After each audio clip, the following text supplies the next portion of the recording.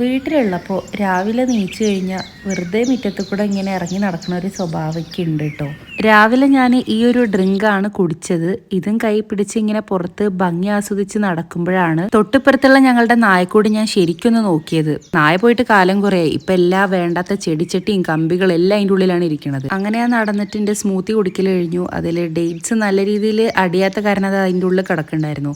ഈ ഗ്ലാസ് പോയി അടുക്കളയിൽ ചെന്നപ്പോൾ അമ്മ ഒരു ചോദ്യം, എന്തിനാണ് ഷോക്കേസിൽ നിന്ന് പുതിയ ഗ്ലാസ് എടുത്തത്? അപ്പം നിങ്ങൾ വിചാരിക്കരുത് ഈ വീട്ടിലെ ഗ്ലാസ്സിന് ഇത്രയും ദാരിദ്ര്യം ഉണ്ടോയെന്ന്.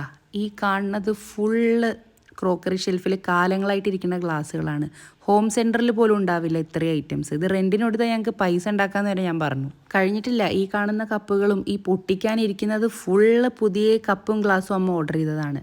അങ്ങനെ പിന്നെ ഞാൻ പുറത്ത് പോയപ്പോഴാണ് ഞങ്ങളുടെ ലൂയി ഗ്യാപ്പിൽ ഓടി പുറത്ത് പോയത് കണ്ടത്. പിന്നെ അതിനെ പിടിക്കാൻ കുറേ തിരക്ക് കൂടി. ലാസ്റ്റ് അവൻ തന്നെ സ്വയം കുഴങ്ങി കയറി വന്ന് കിടന്നു.